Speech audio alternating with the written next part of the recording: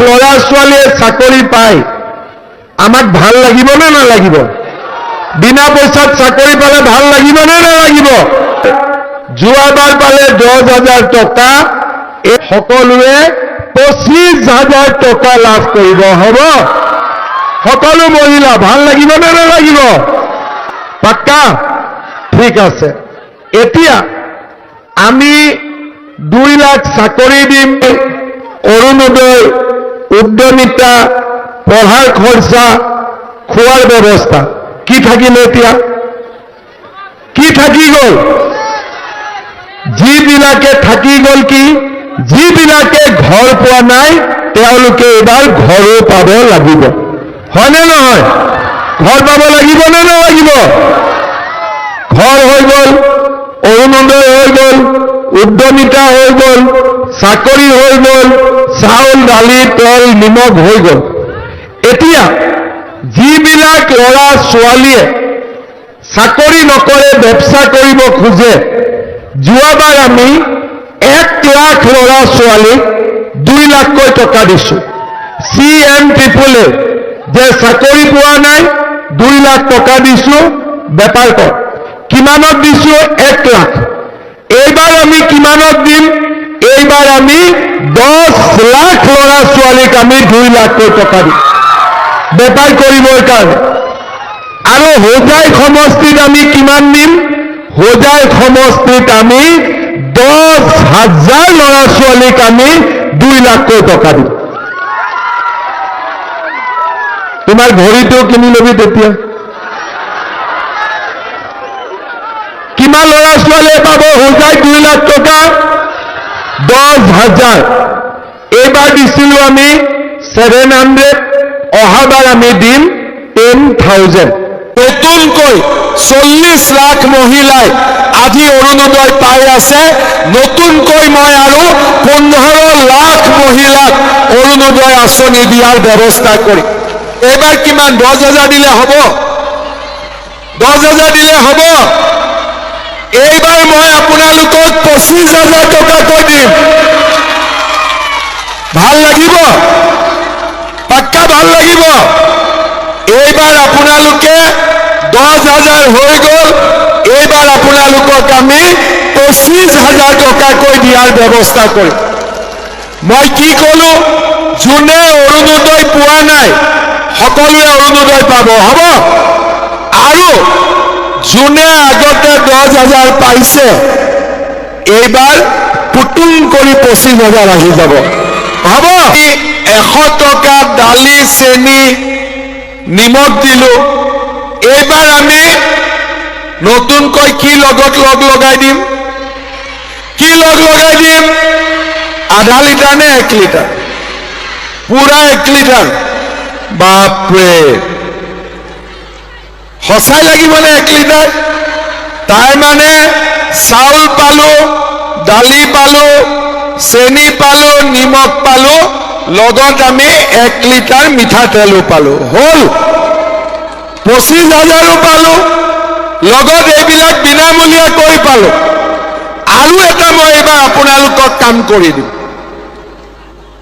আমাৰ যে ল'ৰা ছোৱালীয়ে পঢ়ে, আমি নিযুত মইনা দিলোঁ, নিযুত বাবু দিলোঁ, কিন্তু এইবাৰ মই নিযুত বাবু বঢ়াই দিম, নিযুত মইনাও বঢ়াই দিম। ল'ৰা ছোৱালীৰ পঢ়াৰ খৰচ দেউতাক মাকে ল'ব নালাগে, চব মামাই ল'ব।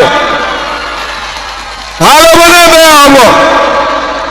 ভাল হ'ব। আৰু এটা আমাক কি লাগিব? যিসকলে ঘৰ নাই পোৱা তেওঁলোকক এইবাৰ ঘৰ লাগিব। মই ঠিক মনত আছেনে নাই মোৰ? তাৰ মানে এইবাৰ আমি বিজেপিক ভোট দিম, 2 লাখ ল'ৰা ছোৱালীয়ে চাকৰি পাব। কিন্তু মোৰ এটা কণ্ডিশ্যন আছে। এইবাৰ চাকৰি পাওঁতে মই ল'ৰা ছোৱালীক ক'ম, চাকৰি পোৱাৰ এবছৰৰ ভিতৰত বোৱাৰী ঘৰত আনিবই লাগিব। হ'ব? নহ'লে মাক বাপেকে ৰখি থাকে, বিয়া নাপাতে আজিকালি। সেইকাৰণে 1 বছৰৰ ভিতৰত বিয়া পাতিব লাগিব। হ'ব? সেইটো আজি এইবাৰ একদম লিখি দিম। আৰু লগতে আৰু এটা কি কৰিব লাগিব? 2 লাখ ল'ৰা ছোৱালীয়েতো চাকৰি পালে, কিন্তু চাকৰি নাই পোৱা, ব্যৱসায় বাণিজ্য কৰিব খোজে, তেওঁলোকক আমি কি কৰিম? এই বছৰ চাকৰি নোপোৱা বা চাকৰি কৰিব নোখোজা, ব্যৱসায় কৰিব ল'ৰা ছোৱালীবিলাকক আমি 2 লাখ টকাকৈ দিলো। কিমানত দিলো? 1 লাখ ল'ৰা ছোৱালীক দিলো। নগাঁৱত কিমানে পালে? 700 পালে। মই যেতিয়া আশীৰ্বাদ যাত্ৰাত গলো, মোক ল'ৰা ছোৱালীবিলাকে ৰখাই কয় যে মামা আপুনি দিয়া টকা দি আমি এখন দোকান পাতিছো।